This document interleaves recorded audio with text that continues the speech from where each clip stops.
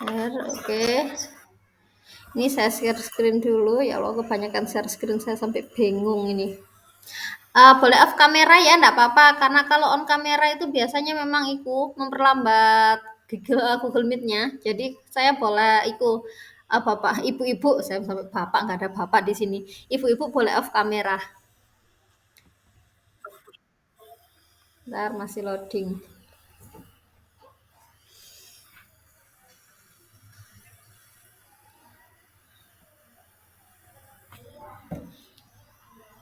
Ntar saya juga itu dari sini.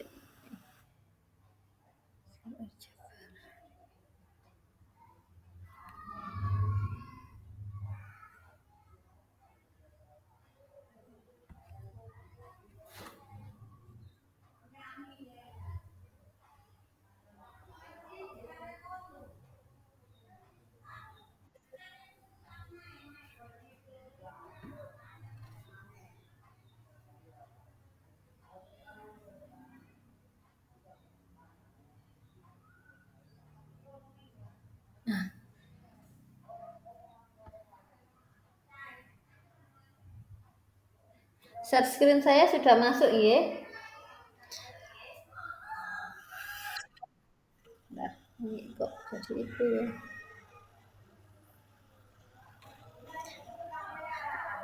Nah, baik. Pertama, untuk struktur aljabar ini kan memang dari grup, tapi kita mulai dulu dari fundamentalnya ya. Bukunya sudah saya share kemarin. Itu bukunya Elementary of Modern Algebra, punyanya Gilbert. Ini sama seperti yang saya pakai di kuliah S2 saya dulu, dan beberapa Bapak Ibu dosen memang makainya ini. Ini masih seri edisi 7. Sebenarnya edisinya banyak ya, tapi ya tapi saat ini belum bisa beli yang edisi terbaru, adanya edisi yang lama ini. Jadi kita pakai ini aja dulu, sudah cukup bagus. Nah, yang pertama kita ke fundamentals. Width. Nah, di sini saya hanya mengingatkan kembali saja. Yang pertama itu adalah mengenai sets. Apa itu sets? Set itu adalah himpunan. Ya, pertama saya mau mengingatkan kembali tentang himpunan. Ini sudah ada di mata kuliah lain, tapi suara saya menggema nggak di sana? Itu agak itu ya. Iya, karena saya ikut pakai dua. Bentar, saya matikan aja yang ini. Oke. Gimana? Itu menggema?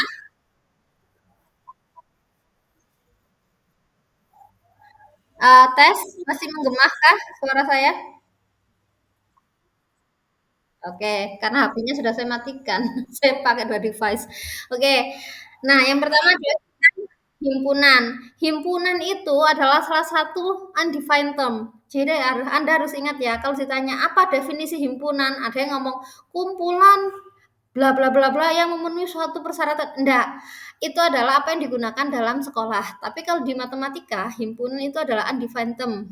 Jadi istilah yang tidak didefinisikan itu adalah himpunan. Istilah yang tidak didefinisikan ya, undefined term. Lalu dalam bentuknya himpunan sendiri juga Bapak Ibu pasti Ibu-ibu pasti sudah paham ya, sudah hafal bentuk-bentuk himpunan seperti apa, jadi nggak saya ulang dari situ. Tapi mulai saya ulang dari subset atau himpunan bagian. Ada yang masih ingat nggak apa itu himpunan bagian definisinya? Di sini ada, bisa dibaca. Apa itu himpunan bagian?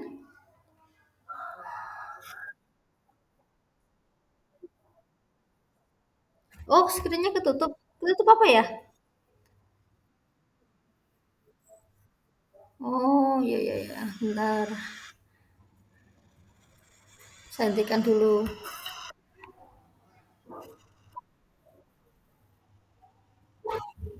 Oke. Entire screen share. Kak Iku ya. Ini karena saya Iku ngerekamnya pakai share screen. Bentar.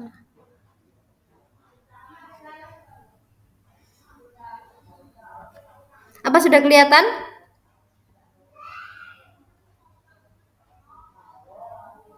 Ibu-ibu?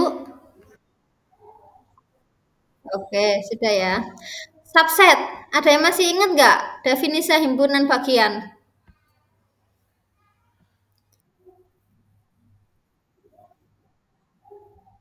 Definisi himpunan bagian. Jadi, langsung aja ya, langsung mengingat kembali kita. Subset itu ya, atau himpunan bagian, misal A dan B itu adalah dua buah himpunan. A dikatakan subset dari B atau himpunan bagian dari dari B. A dikatakan sebagai subset dari B atau himpunan bagian dari B jika dan hanya jika setiap anggotanya A adalah anggotanya B. Jadi himpunan bagian itu A subset B adalah jika himpunan A adalah subset dari himpunan B, jika apa? Setiap anggotanya A adalah anggota dari B. Mengapa ini saya masukkan ke dalam pembelajaran kita? Karena definisi subset ini akan terus digunakan dalam pembuktian berikutnya. Akan banyak sekali pembuktian yang membutuhkan tentang subset. Nah, bentuknya subset seperti apa? Seperti ini, A subset B.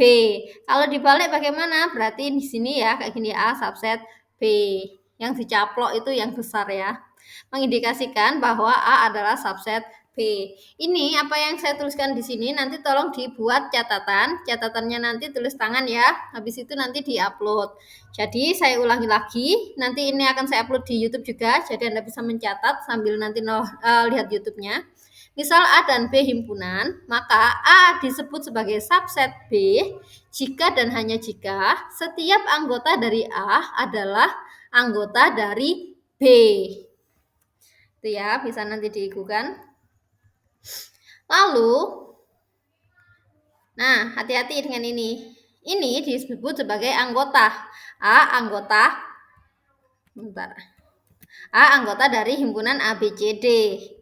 Tapi kalau subset itu berarti adalah hubungan antara dua himpunan. Kalau anggota kan antara anggota dengan himpunan, tapi kalau subset itu antara dua himpunan. Awas keliru dengan notasinya. Habis itu kita di sini nanti akan banyak membuktikan kesamaan antara dua himpunan. Di sini ada definisi 1.2 yaitu equality of set. Kesamaan antara dua himpunan. Apa itu? Definisinya adalah dua himpunan dikatakan sama jika dan hanya jika mereka memuat tepat anggota-anggota yang sama. Jadi dua himpunan dikatakan sama kalau semua anggotanya sama. Nah, ini sulit untuk digunakan dalam pembuktian. Akhirnya dua himpunan dikatakan sama, bagaimana membuktikannya? Kita bisa buktikan A sama dengan B jika apa? Jika A subset B dan B subset A. Ini ya. Jadi kita bisa katakan A sama dengan B, himpunan A sama dengan himpunan B jika dan hanya jika, JHJ ya, jika dan hanya jika A subset B dan B subset A. Ini harus diingat untuk definisi-definisi seperti ini. Inti dari struktur aljabar 1 itu memang paling banyak mengingat tentang definisi dan teorema dan menggunakannya dalam pembuktian. Itu memang sulitnya di struktur aljabar 1. Sekarang kita lanjutkan ya.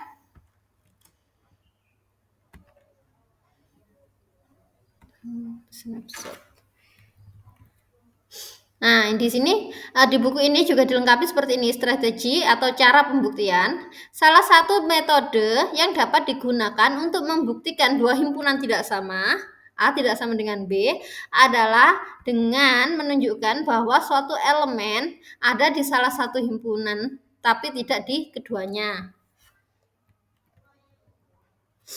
Berikutnya adalah definisi dari proper subset. Proper subset ini kalau tadi A subset B itu kan pakai seret ya di bawahnya ya.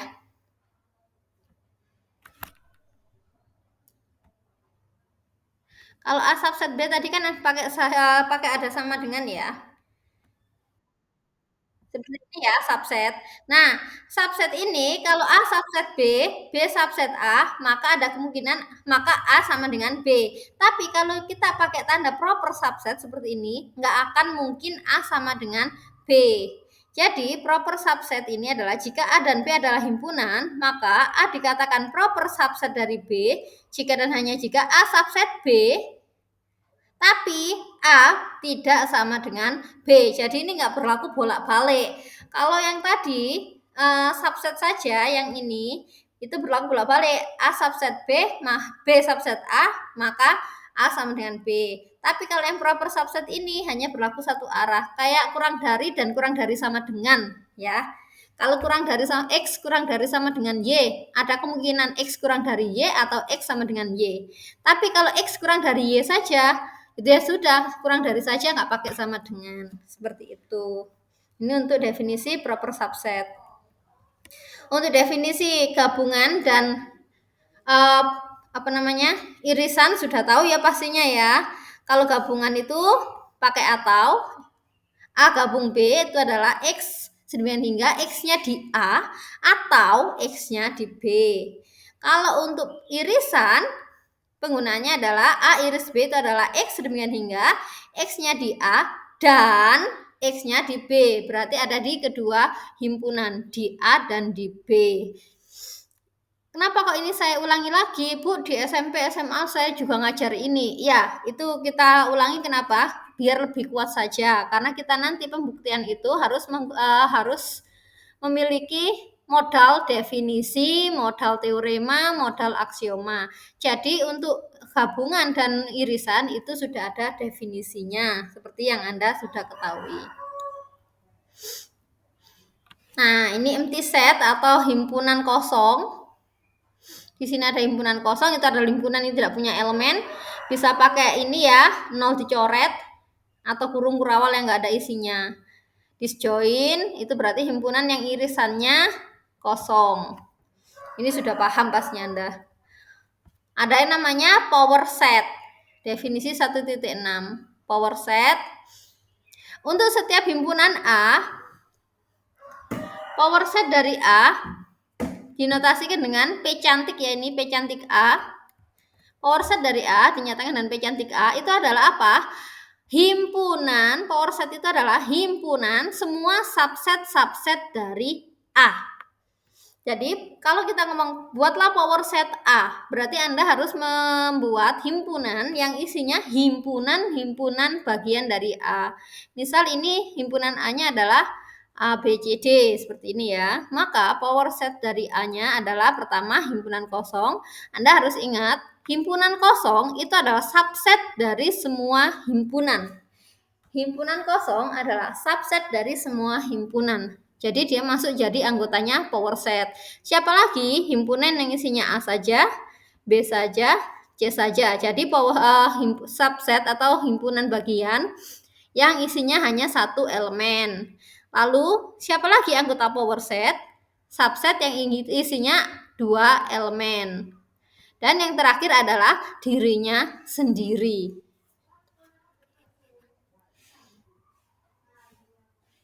Untuk komplement nggak usah. Ini adalah tentang himpunan. Sekarang karena kita sudah di himpunan, saya ingin coba dulu, bisa on mic ya, nggak apa-apa ya. Coba Anda jawab true or false, benar atau salah. Nomor 1. Dua himpunan adalah sama jika dan hanya jika mereka memuat tepat anggota-anggota yang sama. True or false? Benar atau salah?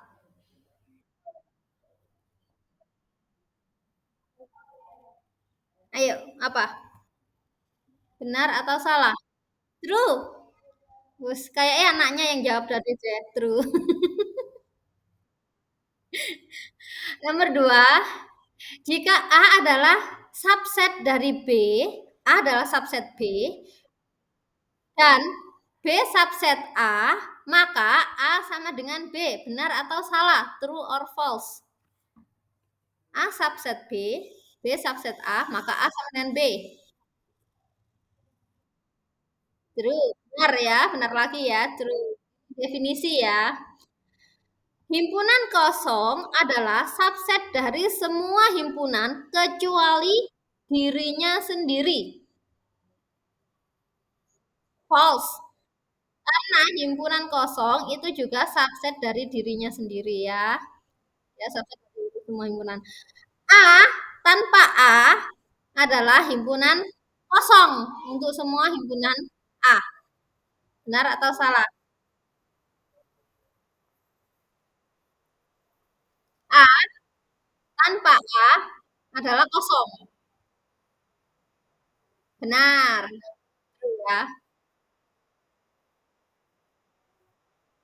A gabung A sama dengan A iris A untuk semua himpunan A.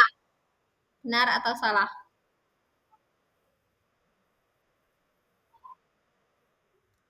Kalau false harus tahu harus kasih contoh A-nya apa? Himpunan apa?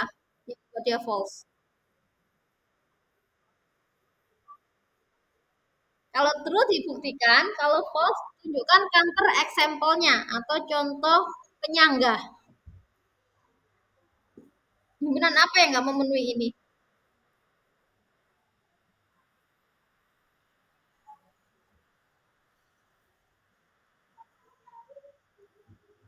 Ayo.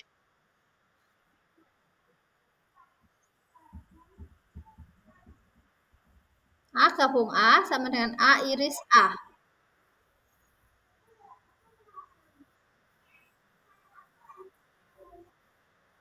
A gabung A sama dengan apa? A gabung A sama dengan apa?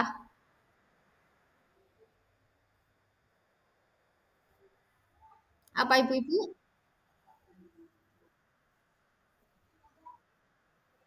Loh, A digabung A. A digabung dengan dirinya sendiri isinya apa? A. A. A iris A isinya apa? A. Sama nggak? Sama. True. A subset A proper subset A untuk semua himpunan A, true or false?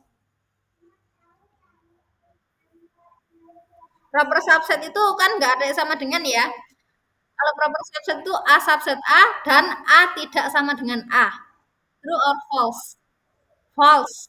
False ya. Karena definisinya proper subset itu tidak sama dengan. Padahal A kan sama dengan A. A, B sama dengan B sama dengan A. B, A. True or false? True. Karena dalam himpunan itu tidak ada urutan. Kalau yang pakai urutan itu namanya order pairs atau himpunan atau pasangan berurut. A, B sama dengan B, A, B. True or false? False. Kenapa? Dalam himpunan, ini true. Dalam himpunan, kalau ada dua elemen yang sama, itu cukup ditulis satu. Berarti ini sebenarnya sama. Ya nggak boleh sebenarnya ya. Tapi kalau kita kembalikan ke definisinya himpunan, lihat dulu ya. Oh, definisi himpunan, penulisan himpunan.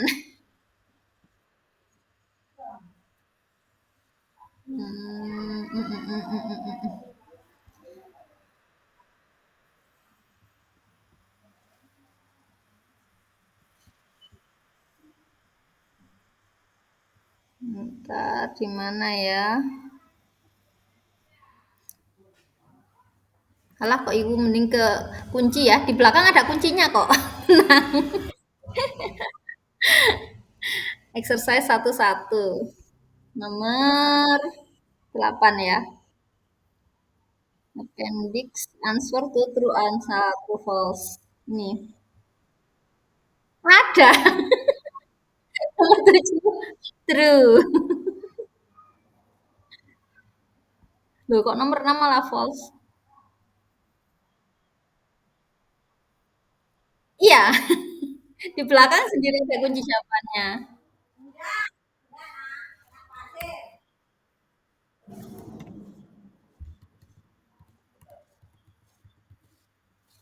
Oh iya bener, nomor 6 false ya. Nomor 7 true. Oh, tadi 8. Keliru. 8 true. 8 true ya. Jadi meskipun ditulis 2, dia tetap maksudnya cuma satu. Jadi tetap boleh ditulis seperti itu.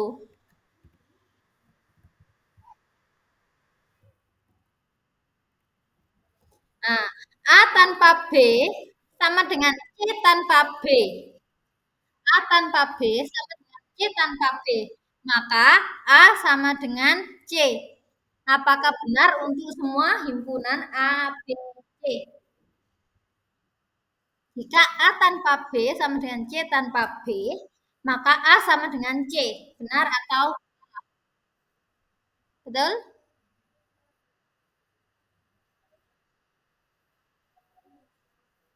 Benar ya.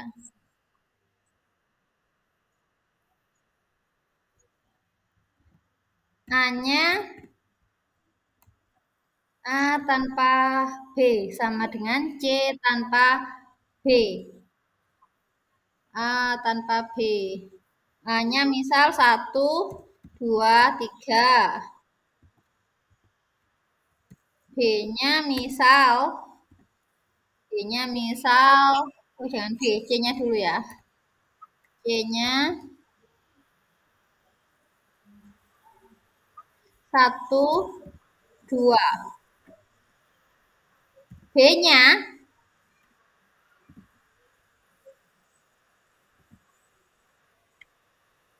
3. A-nya 1, 2, 3. C-nya 1, 2. B-nya 3. A tanpa B sama dengan apa?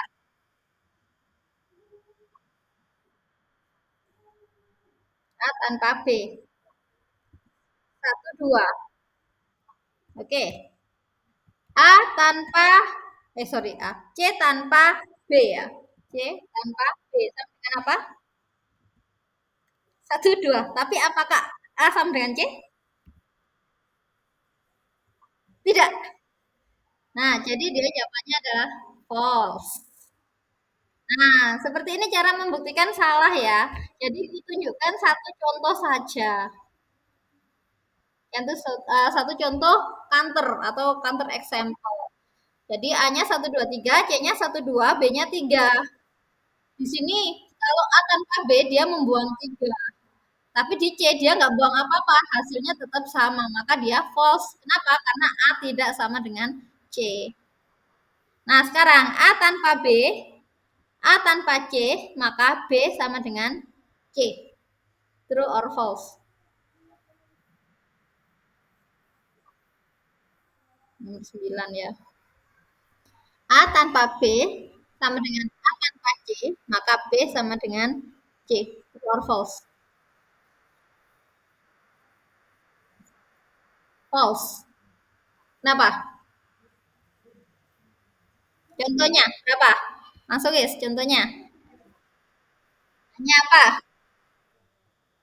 Mau A-nya dulu apa B-nya dulu apa C-nya dulu?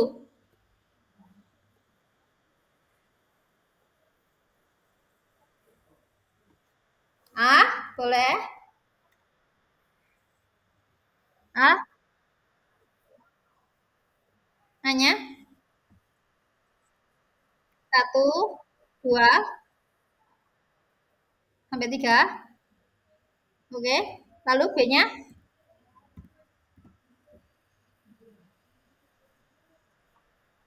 4. Boleh, enggak apa-apa. Coba aja dulu. C-nya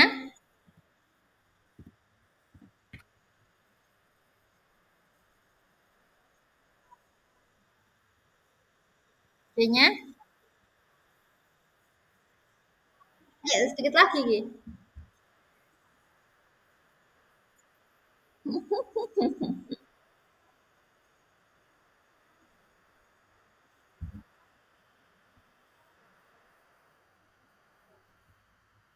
Satu dua lagi.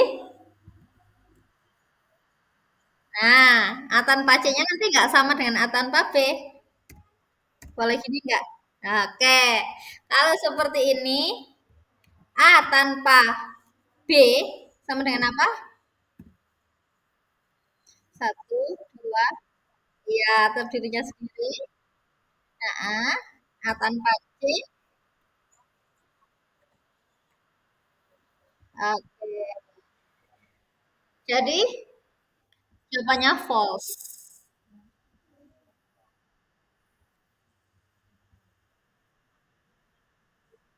Iya, hanya kalau nomor 9 itu kan hanya saja B-nya ada irisan dengan A, tapi B-nya nggak ada irisan dengan C. Kalau di sini A, B, dan C semuanya nggak ada irisan. Boleh nggak B dan C ada irisan? Boleh. Misal ini C-nya 5, 6, 7 atau C-nya 4, 5, 6. Boleh, tetap hasilnya 1, 2, 3. Karena penghilangnya B dan C nggak akan ngefek. Karena B dan C, yang penting B dan C disjoin dengan A. B dan C harus disjoin dengan A. Gitu ya. Oke, good. Sudah bisa berarti. Sekarang kita lanjut. Ini pembuktian subset. Nah, berikutnya mapping. Semester ini dapat itu enggak? Dapat struktur, dapat analisis real enggak? Bu Ita itu tadi ya. Bu Ita tidak. Bu Alfi.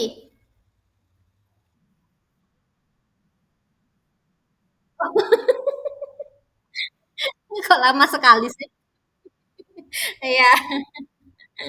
Jadi Senin ya? Oke. Enggak apa-apa memang masih itu kok. Maba yang maba pun NIM-nya juga masih belum masuk yang di tempat itu di beberapa prodi. Ya, yang maba genap ya, maba genap. Ada beberapa yang masih belum masuk. Nah, kalau gitu saya ulangi sedikit ya. Ini nanti akan dapat di analisis real. Pertama yaitu definisi dari Cartesian product. Hasil kali Kartesius. Dalam bahasa Inggris ya kita ya. Jadi biar bahasa Inggrisnya agak ngewes. Produk itu adalah hasil kali. Harap diingat, kalau dalam bahasa Inggris, sum itu apa? Sum, S-U-M, jumlah, hasil jumlah. Difference, difference, difference, hasil bagi. Difference itu hasil pengurangan, selisih. Difference. Jadi difference itu selisih. Quotient, quotient gitu, quotient itu yang hasil bagi. Quotient hasil bagi. Produk itu adalah hasil kali. Ya, jadi seperti itu. Sum, difference, quotient, produk. Nanti ada pangkat, pangkat itu eksponen. Kalau pangkat. Jadi kata-kata itu adalah masuk dalam bahasa Inggris matematika. Jadi harus Anda pahami, nggak sama seperti kata di kamus. Beda dengan kata-kata kamus. Dia punya banyak arti. Sekarang kita ke Cartesian product, hasil kali Cartesius. Cartesius di sini dia Cartesiusnya adalah yang X dan Y, dua dimensi ya. Definisi, nanti bisa ditulis dalam catatan. Untuk dua himpunan tak kosong, non-empty ya. Untuk dua himpunan tak kosong A dan B, jadi Cartesian product ini harus ada dua himpunan tak kosong dulu, A dan B. Maka hasil kali Kartesius A cross B adalah himpunan semua pasangan berurut A, B di mana A anggota A dan B anggota B, yaitu dinotasikan A cross B sama dengan A, B sedemikian hingga A anggota A dan B anggota B. Jadi Cartesian product ini kita pasangkan semua. Kita pasangkan semua. Kalau kita ngomong Cartesian product, kita belum ngomong fungsi ya. Belum ngomong fungsi. Karena Cartesian product ini masih ibunya fungsi. Kan ada ya relasi yang bukan fungsi ya. Nah, Cartesian product ini adalah ibunya, emaknya fungsi. Jadi dia semestanya fungsi. Nah, yang namanya Cartesian product itu ternyata adalah suatu himpunan. Jadi di sini misal A-nya 1, 2, B-nya 3, 4, 5. Maka untuk mencari Cartesian produknya ini adalah menggunakan pasangan berurut A, B, nggak boleh dibolak-balik ya. A, B, X, Y gitu ya. 1 dengan 3. Maka hasilnya adalah 1, 3. 1 dengan 4. Hasilnya 1, 4. 1 dengan 5. Hasilnya adalah 1, 5. Nah, 1 sudah dipasangkan dengan semua anggotanya B. Sekarang kita pasangkan 2. 2, 3. 2, 4. Dan 2, 5. Ini adalah Cartesian product dari himpunan A cross B. Bagaimana kalau dibalik? B cross A, berarti yang di depan ini adalah anggotanya B, yang di belakang anggotanya A. 3 ke 1, 3,1. 3 ke 2, 3,2. 4 ke 1, 4,1. 4 ke 2, jadinya 4,2. Sampai 5 ke 1 dan 5 ke 2. Maka ini menjadi anggota dari B cross A. Jadi A cross B dan B cross A itu belum tentu sama. Belum tentu sama ya, A cross B dan B cross A. Nah, di sini nanti akan ada kalau Cartesian product atau hasil kali Cartesius itu memasangkan semuanya tanpa ada aturan. Maksudnya semua dipasangkan aja. Tetap semua dipasangkan masing-masing. Tapi kalau kita sudah ketemu dengan definisi mapping fungsi ya. Definisinya fungsi di sini definisinya ya 1,1.9. Misal A dan B himpunan tak kosong, sama kayak Cartesian product tadi ya. Misal A dan B himpunan tak kosong, maka F suatu subset F dari A cross B. Nah, di sini ya, F ini adalah himpunan bagian dari A cross B. F ini adalah himpunan bagian dari A cross B. Dia adalah fungsi, suatu subset F dari A cross B adalah fungsi dari A ke B jika dan hanya jika for each A, untuk setiap A anggota A ada tepat 1. There is a unique, tepat 1. One and only one. Tepat 1 anggotanya B, sedemikian hingga A, B anggotanya F. Jika F adalah pemetaan dari A ke B dan pasangan A, B adalah anggota dari F, kita katakan B sama dengan FA. Dan kita katakan B sebagai image A di bawah F, atau hasil peta dari A oleh fungsi F. Jadi harus diingat di sini, fungsi itu adalah himpunan. Kalau Anda ditanya fungsi itu apa? Apa itu fungsi? Fungsi itu himpunan. Himpunan subset dari Cartesian product. Himpunan subset dari cross product ya. Jadi fungsi yang harus dilihat sini, pertama dia subset dari cross product. Lalu syarat fungsi yang harus dipahami, setiap ini ya, setiap anggotanya A harus memiliki pasangan tepat 1 di B. Kalau kita ngomong ya, A itu wajib punya pasangan, B itu nggak boleh selingkuh. Nah, kalau kita gambarkan seperti ini, ini misal himpunan A. Kalau Anda ngajar SMP mungkin ini masih ingat ya, ada ini pasti 1, 2, 3. 1, 2, 3. Yang dikatakan fungsi itu apa? Berarti semua anggotanya A, ini dari A ke B, semua anggotanya A itu harus punya pasangan di B. Maka A nggak boleh jomblo.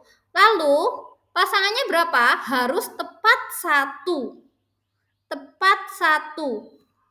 anggota di B nggak boleh jomblo, berarti pasangannya pun nggak boleh selingkuh. Jadi kalau kita ilustrasikan seperti ini.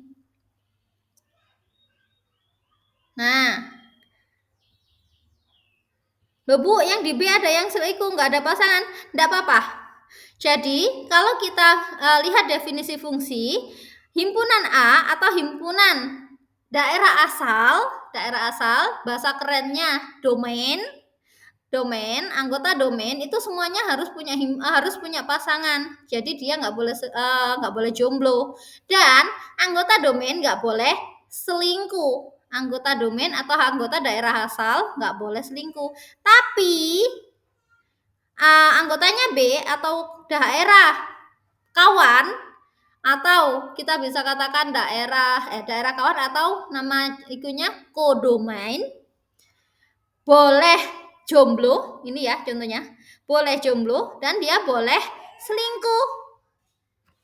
Nah, seperti itu. Paling gampang untuk mengingat fungsi ya. Seperti itu ya. Daerah asal itu nggak boleh jomblo dan nggak boleh selingkuh. Kalau daerah kawan, wes suka-suka nggak apa-apa, terserah. Nah, sekarang ada domain, ada kodomain, ada juga rings atau daerah hasil. Daerah hasil itu apa? Ini, anggota-anggotanya B yang punya pasangan. Itu namanya range. Nah, ini itu ada di definisi 10, domain, kodomain, dan range. Misal, F adalah pemetaan dari A ke B, maka A-nya itu disebut domain. Himpunan A disebut sebagai domain dari F. Dan B disebut sebagai kodomain dari F. Ring F itu adalah himpunan apa? Himpunan anggotanya B yang memiliki pasangan di A. Jadi, range itu adalah anggotanya daerah kawan yang memiliki pasangan di A. Ini harus dihafal ya. Sini ada image, info image, nggak usah. Kita ke unto. Unto itu adalah fungsi pada atau punya surjektif. Bahasa kerennya surjektif. Fungsi pada itu ada apa? Jika F A ke B adalah suatu fungsi, maka F disebut sebagai fungsi onto atau surjektif atau pada jika dan hanya jika B sama dengan FA. Berarti semua anggotanya B memiliki pasangan di A. Dengan kata lain, daerah kawan nggak ada yang jomblo. Boleh selingkuh? Boleh, tapi nggak boleh jomblo. Itu namanya surjektif. Lalu ada satu lagi, trik untuk membuktikan surjektif nanti ya. Ada satu lagi namanya one to one, satu-satu, fungsi satu-satu atau namanya injektif. Fungsi injektif itu apa? Misal F dari A ke B adalah fungsi, maka F dikatakan satu-satu atau injektif jika dan hanya jika different element of A, elemen-elemen yang berbeda dari A selalu memiliki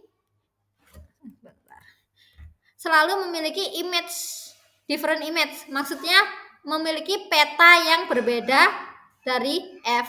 Jadi pasangannya A, kalau A-nya berbeda, anggota A yang berbeda, itu pasti akan mendapatkan pasangan yang berbeda. Dengan kata lain, B-nya nggak boleh selingkuh. Atau daerah kawannya nggak boleh selingkuh, tapi boleh jomblo nggak? Boleh. Boleh jomblo, tapi nggak boleh selingkuh. Itu namanya injektif. Nah, kayak gini. Dia selingkuh.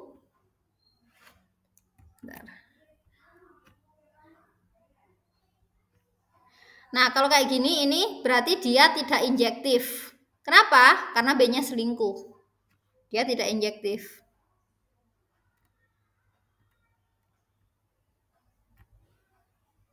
Lalu, bagaimana kalau fungsinya itu satu-satu injektif plus surjektif. Kalau ada fungsi yang memenuhi dua sifat tadi, yaitu daerah kawannya nggak selingkuh dan daerah kawannya nggak ada yang jomblo, atau satu-satu dan pada, bahasa kerennya adalah bijektif. Bijektif. Misal A dan B adalah pemetaan, maka F dikatakan bijektif jika dan hanya jika F-nya surjektif dan injektif. Jadi kalau kita mau membuktikan bijektif, kita buktikan dulu dia injektif dan surjektif. Seperti itu. Ini composite mapping nggak pakai ya, Bapak, Ibu-ibu pasti udah hafal ini. F buntaran GX sama dengan F GX. Ini ada ikunya sendiri, ada mata kuliahnya sendiri. Jadi nggak saya jelaskan terlalu itu. Nah, sekarang kita true false lagi ya. A cross A sama dengan A untuk setiap himpunan A, true or false. A cross A sama dengan A untuk setiap himpunan A, true or false.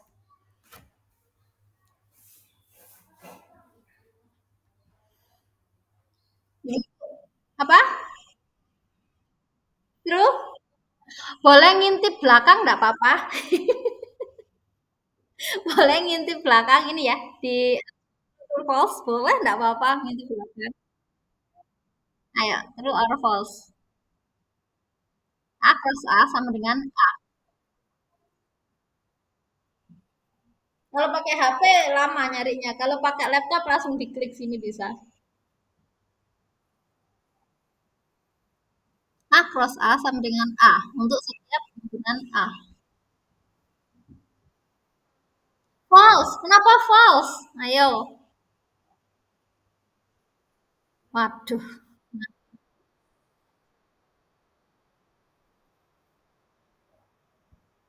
Kenapa false? Misal A-nya 1, 2. A cross A-nya apa?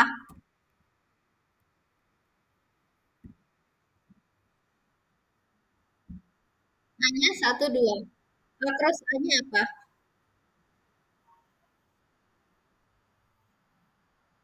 Berarti kita pasangkan setiap anggotanya A dengan anggota A yang lain. Dengan anggota A lagi. A dengan A. Berarti berapa? 1, 1. Dua, 1. Lalu ada lagi nggak?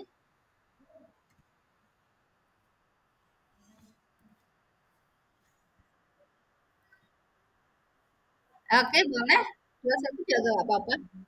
Lalu 2, 1, dan 2, 2.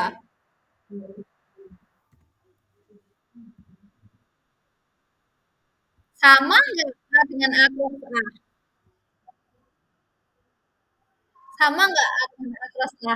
Ya enggak. Wong A itu isinya buah, A cross A itu isinya jus. Buahnya.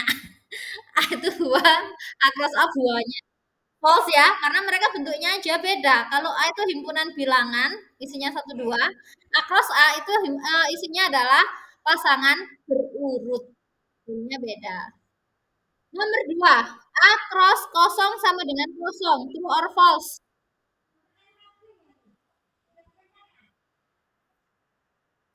A cross kosong sama dengan kosong. True or false? Betul? Dikuncinya apa?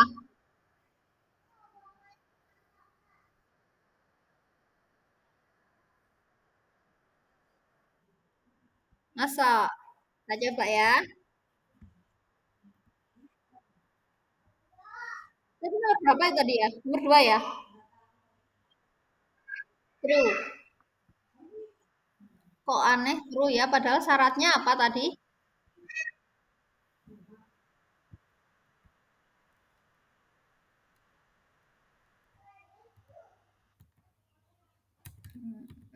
Nah, coba kita lihat tadi. Syaratnya cross itu apa? Syaratnya cross adalah himpunannya non-empty.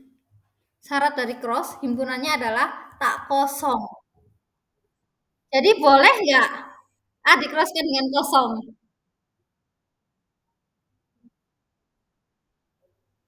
Nggak boleh, nggak boleh. Makanya kan buku itu memang nggak harus selamanya benar ya. Tapi bukunya ngomong dia true. Kosong sama dengan kosong. Padahal Cartesian product itu didefinisikan pada dua himpunan tak kosong. Maka ini harusnya kita nggak tahu jawabannya apa karena ini false. Karena syaratnya harusnya dua himpunan tak kosong.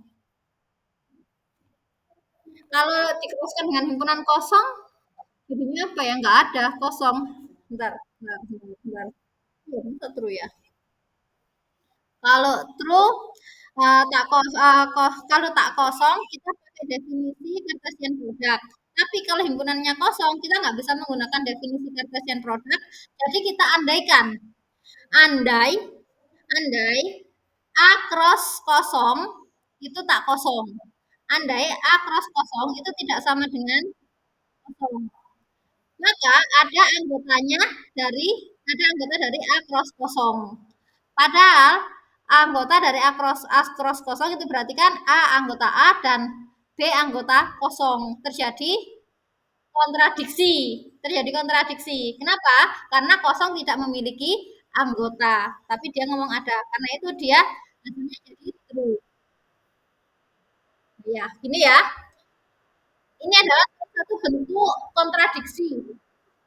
Sama kayak nanti ada yang itu tentang perkalian berapa nanti ya. Itu ada. Jadi dia juga sama kayak gini, dikontradiksikan karena dia tidak ada di definisi, maka kita membuktikannya dengan kontradiksi. Ya, jawabannya true. Cara membuktikannya gimana? Seperti yang saya katakan tadi, andai andai A cross kosong tidak sama dengan kosong. Ya, kita andaikan A cross kosong tidak sama dengan kosong. Berarti ada anggota A cross kosong. Kalau ada anggota A cross kosong, kita ambil anggotanya, maka anggota A cross kosong tadi misalkan A, B. Maka A anggota A dan B anggota kosong. Terjadi kontradiksi karena himpunan kosong tidak punya anggota. Tapi kenapa B anggota kosong? Jadi terjadi kontradiksi sehingga pengandaian salah dan A cross kosong sama dengan kosong terbukti benar. Seperti itu ya pembuktiannya. Perlu ditulis nggak ini?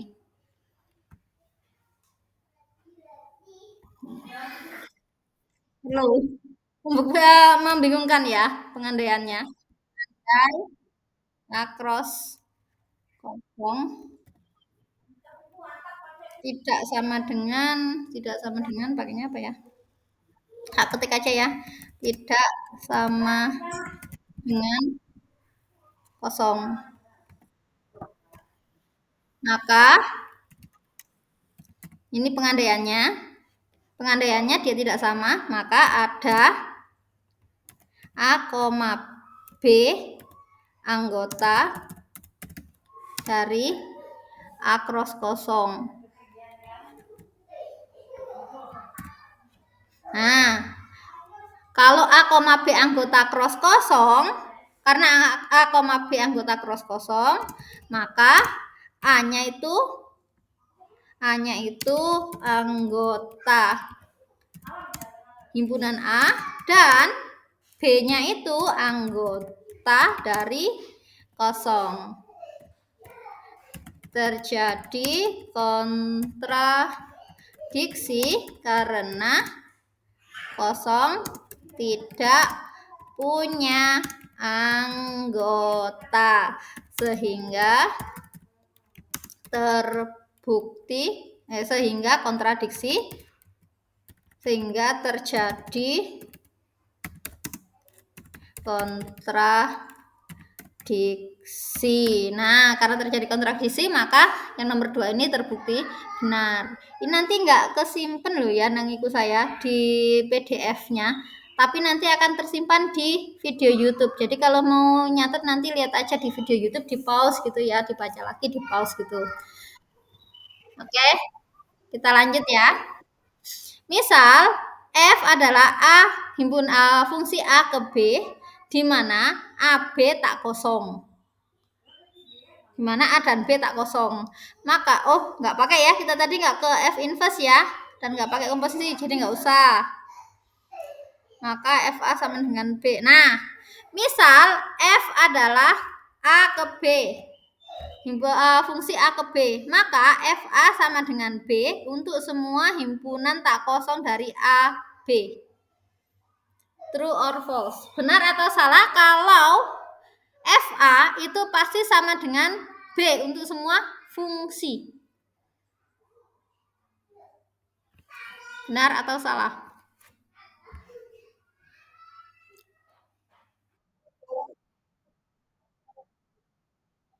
Salah. Dia sama dengan B itu hanya untuk fungsi surjektif. Nah, hanya untuk fungsi surjektif. Jadi nggak harus semua fungsi ya F A sama dengan B, oke? Jadinya dia salah, false. Nomor 6. Setiap bijektif pasti satu-satu dan ada. True or false? Bijektif itu pasti satu-satu atau injektif dan untuk atau surjektif. True or false?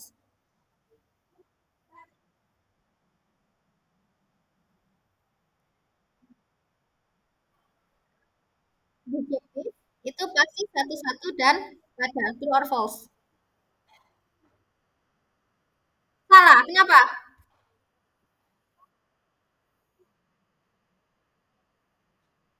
Hmm. Coba dibaca definisi bijektif. Nah, suatu fungsi dikatakan bijektif jika dan hanya jika dia surjektif dan injektif. One to one itu injektif, onto itu surjektif. Jadi true or false? True. Jadi dia wajib ya, wajib injektif dan wajib surjektif. True. Misal G, fungsi A ke A. Oh, nggak pakai. Sorry, ini composite. Udah sampai situ. Bu, Bu Ita, Bu Rizkinya jam berapa?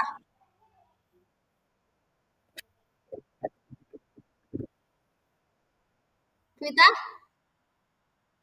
untuk Bu Rizky jam berapa kuliahnya? Perkuliahan Bu Rizky jam berapa, Bu Ita?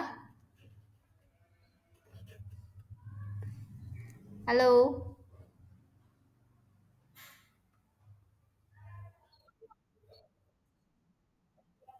Oh, masih jam 4. Oh, masih lama ya. Kita kurang 30 menit lagi. Nah, kan. Oh ya, oke. Karena kan ini jam puasa jadinya 30 menit per SKS. Jadi kurang 30 menit lagi kita. Oke, berarti fungsi sudah ya. Kita sudah menyegarkan ingatan untuk fungsi. Membuktikan itu enggak ya, enak eh.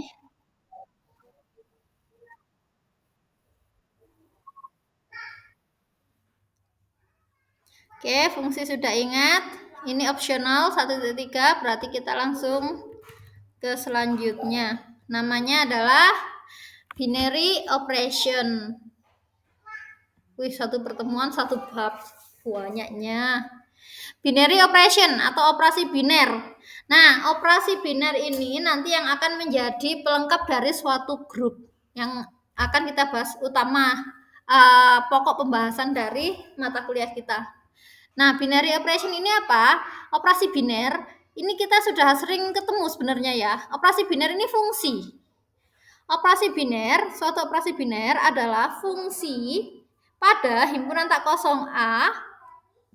Ini ya. A binary operation is a non-empty set A on a non-empty set A is a mapping from F from A cross A to A. Jadi operasi biner itu adalah pemetaan dari pemetaan F atau fungsi F dari A cross A ke A. Operasi biner adalah fungsi F dari A cross A ke A. Contoh paling banyak atau contoh paling sering kita kenal operasi biner adalah penjumlahan, pengurangan, perkalian. Apakah pembagian operasi biner?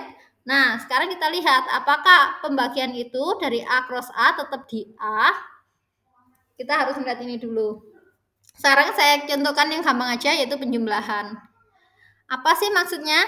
Anda mestinya kenal yang namanya himpunan bilangan bulat atau integer. Kita simbolkan biasanya Z. Saya ketikkan aja. Z itu adalah himpunan bilangan bulat atau di sini kita sebut dia sebagai integer.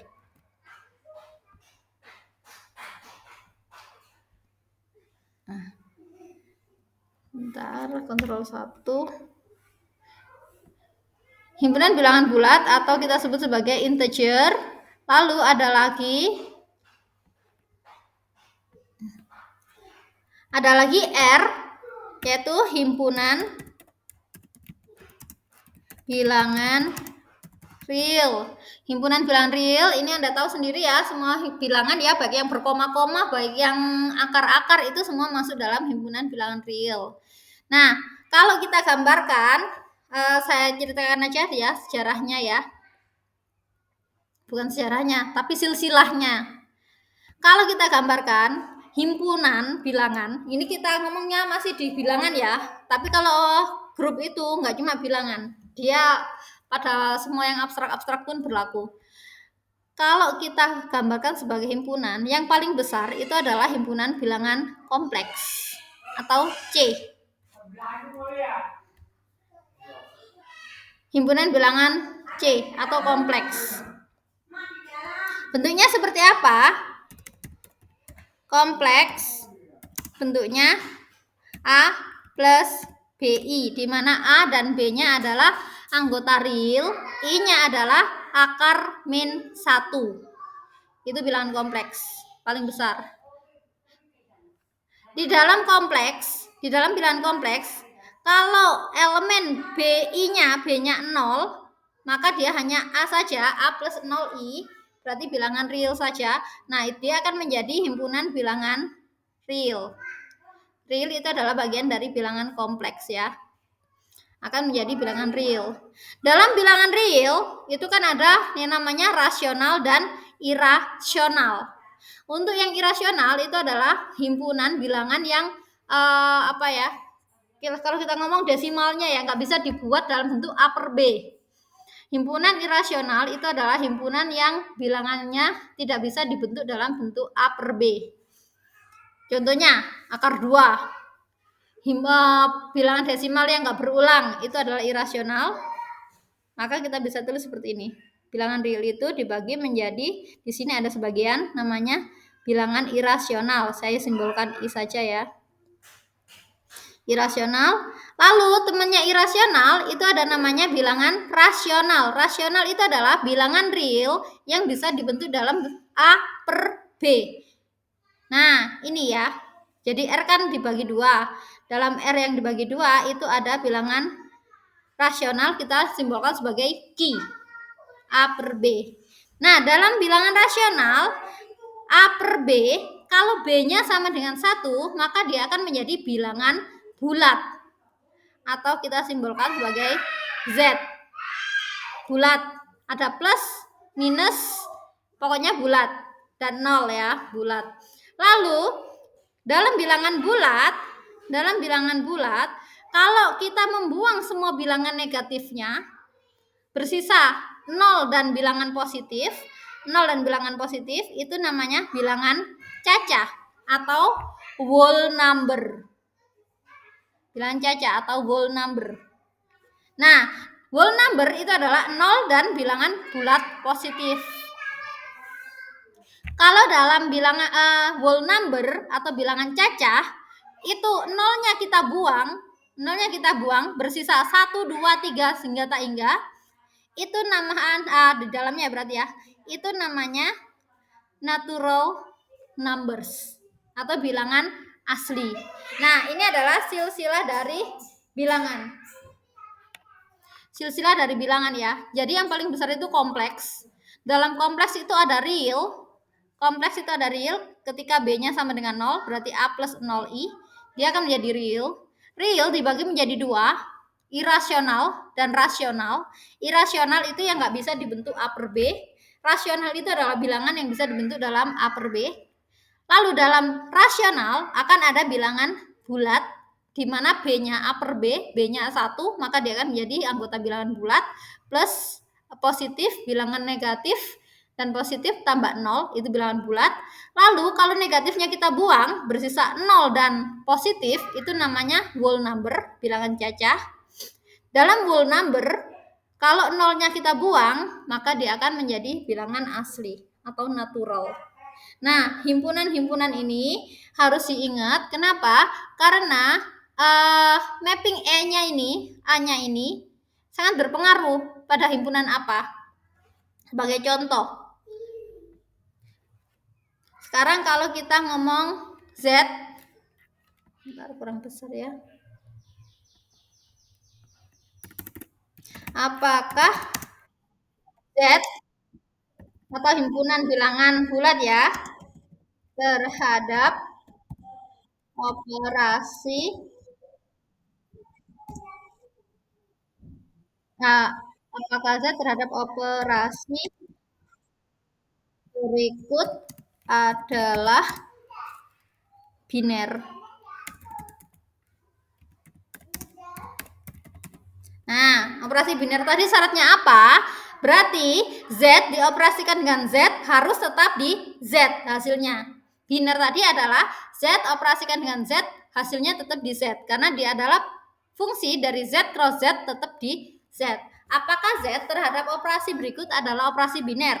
Yang A, Z terhadap operasi jumlah.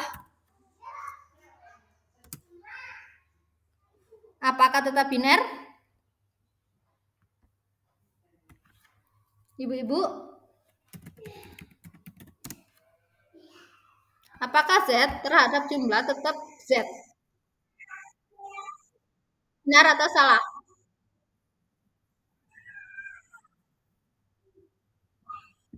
Nih, saya tulis dulu ya. Apa itu operasi biner? Biner yaitu Z cross Z dipetakan ke Z. Dengan kata lain, Z dioperasikan dengan Z tetap hasilnya di Z. Nah, ini fungsinya ini berarti fungsi tambah. Fungsi tambah. Apakah Z ditambah Z tetap Z? Bulat ditambah bulat, apakah tetap bulat?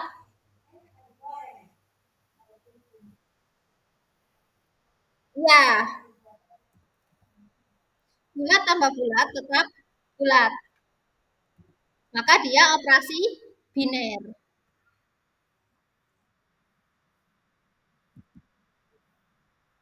Plus operasi biner di Z terhadap perkalian. Apakah bulat kali bulat tetap bulat? Ya, kali adalah operasi biner di Z terhadap pembagian.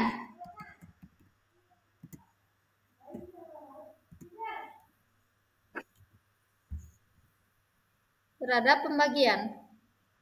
Tidak. Kenapa? Karena contoh kontra eksempelnya. Karena ada siapa? Ada siapa? Langsung ditunjuk aja siapa yang salah. Iya, anggotanya Z siapa yang menyalahi? Iya, bulatnya siapa?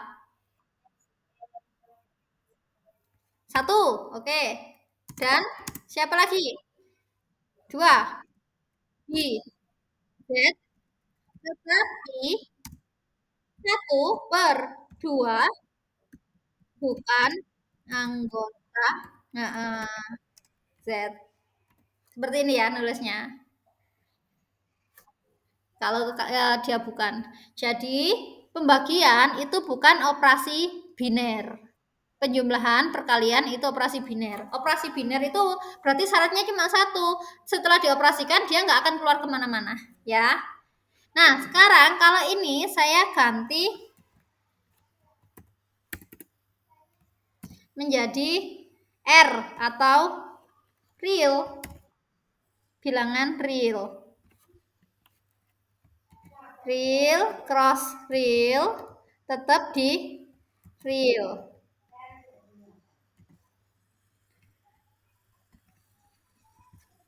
Real hasilnya tetap di real. Nah, sekarang terhadap penjumlahan.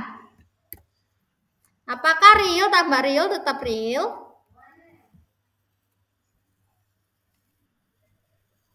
Apakah real tambah real tetap real? Iya, operasi biner di real. Apakah real dikali bilangan real tetap real? Iya, tetap real. Kalau nggak real itu jadi bilangan apa sih kalau nggak real? Kalau nggak real, dia berarti menjadi bilangan kompleks. Nah, kalau nggak real, dia akan bentuknya menjadi A plus BI. Ada akar min satunya. Itu akar min satu ya. Kalau pembagian, real dibagi real. Apakah tetap real?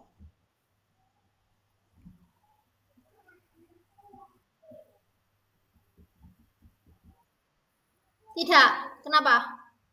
Siapa yang salah?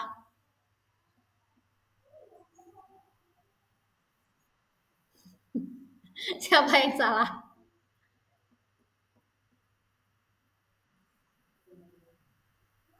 Siapa? Hmm?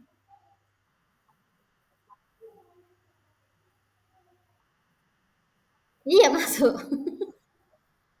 Komanya panjang pun masuk. Akar 2, akar 3 masuk real itu. Iya. Iya, bagi itu operasi biner. Untuk real tanpa nol. Nol kan nggak bisa membagi ya. Iya, real itu adalah operasi biner di R, kecuali untuk pembaginya nol. Nah, karena itu ini yang saya maksud tadi. Antara kita ngomong di Z dan kita ngomong di R itu beda. Ya, belum tentu kalau dia operasi biner di R, maka dia operasi biner juga di Z, belum tentu. Karena itu kita dalam operasi biner harus memperhatikan dua hal. Yang pertama adalah himpunannya dia di mana dan bentuk operasinya, fungsinya ya. Nah, sekarang kita lanjutkan. Lalu bentuk operasi biner itu apakah harus plus, minus, kurang, bagi? Enggak. Bentuk operasi biner itu banyak sekali. Bentuk operasi biner itu banyak sekali. Contoh, dua contoh operasi biner di Z adalah pemetaan dari Z ke Z yang didefinisikan sebagai berikut. X bintang Y didefinisikan sebagai X plus Y min 1. Ini adalah operasi biner. Kenapa? Karena X-nya bulat, Y-nya bulat, dikurangi 1, hasilnya tetap bulat. Jadi, definisian operasi biner, di sini dia operasinya apa? Operasinya bukan tambah, bukan bagi. Operasinya adalah operasi bintang. Operasi bintang. Boleh nggak saya definisikan yang lain, Bu? Saya nggak suka, Bu, definisi pertama. Boleh didefinisikan X bintang Y, X dioperasikan dengan Y, dengan 1 plus X kali Y. Dia tetap biner nggak? Tetap biner. 1 ditambah bulat kali bulat. Hasilnya tetap bulat. Maka dia tetap biner. Tapi, apakah operasi ini memenuhi asosiatif, komutatif, distributif? Itu cerita lain lagi. Nanti harus dibuktikan tersendiri. Nah, untuk ini sebagai contoh ya, Komutatif, masih ingat ya, jika bintang adalah operasi biner simbolnya nggak harus plus, nggak harus kali, nggak harus bagi, boleh saja saya pakai itu aja hashtag pagar ya, operasi pagar, operasi bintang. Nah, definisi 1.9 tentang komutatif dan asosiatif. Jika bintang adalah sebuah operasi biner pada himpunan tak kosong A, maka bintang dikatakan komutatif jika X bintang Y sama dengan Y bintang X. Untuk semua X dan Y di A. Jika X bintang Y bintang Z sama dengan X bintang Y dulu baru bintangkan Z, untuk semua X, Y, Z di A, maka dia dikatakan asosiatif. Bu, ini sudah tahu Bu, di SMP pun udah tahu ya, komutatif, asosiatif, iya. Tapi ini adalah definisi awal atau induknya dari apa yang kita ajarkan pada anak-anak di SMP atau SMA. Komutatif, asosiatif itu bukan cuma punya bilangan, tapi dia untuk semua himpunan dengan operasi biner kalau memenuhi sifat X bintang Y sama dengan Y bintang X, dia komutatif. Lalu X bintang Y bintang Z sama dengan X bintang Y dulu baru bintang Z untuk asosiatif. Jadi kita di sini memperluas pandangan kita. Jadi asosiatif, komutatif itu bukan hanya untuk operasi bilangan saja, tapi untuk semua operasi biner yang memenuhi ya. Karena nggak semua biner itu asosiatif dan komutatif. Himpunannya apa? Nggak hanya himpunan bilangan, himpunan galaksi, himpunan buah-buahan, terserah. Yang penting ada definisinya. Jadi kayak ini tadi, dia mendefinisikan dulu. Bintang. Bintang itu adalah operasi X plus Y dikurangi 1. Itu adalah pendefinisian. Jadi suka-suka ya namanya operasi biner itu. Saya mengatakan 2 bintang 3 sama dengan 6. Boleh nggak? Boleh, asalkan saya bisa mendefinisikan 2 bintang 3 sama dengan 6 itu gara-gara apa? Dengan operasi apa? Seperti itu. Nah, ini akan kita buktikan nanti kita latihan ini untuk pertemuan berikutnya. Untuk tugas hari ini cukup rangkuman saja dulu apa yang saya tuliskan tadi. Coret-coretnya ini nggak akan tersimpan, tapi di videonya nanti tersimpan dan akan saya upload. Ada pertanyaan, Bapak Ibu? Ibu-ibu? Nggak ada bapaknya. Apakah ada pertanyaan?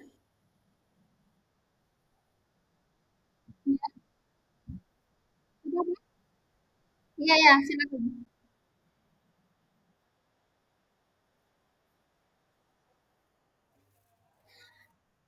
Sesuai yang ditangkap. Sesuai yang ditangkap. Definisi wajib, yang wajib definisi, contoh, tapi kalau ada sesuatu yang ditangkap, silakan dicatat. Ya, sesuai yang apa yang boleh, karena ini kan catatan gitu. Jadi sesuai kreasi. Nah, untuk uploadnya nanti saya buatkan Google Drive nggih. Ada pertanyaan lain? Silakan nggak ada, sepadanya belum dibuka untuk mata kuliah semester ini. Jadi Google Drive saja ya, nanti saya kasih link. Kapan maksimal? Nah, gimana? Nah, kapan maksimal terakhir minggu depan? Ya, jadi sebelum masuk lagi ya. Nah, dengan kata lain kan berarti sudah dipelajari sebelum masuk, minggu depan aja. Ada pertanyaan lagi? Iya, nak tulis tangan Bu ya. Lalu ikut di cam scanner, jadikan PDF. Ya, lebih mudah itu. Kalau ngetik-ngetik pasti ibu males dengan simbol-simbolnya pakai equation.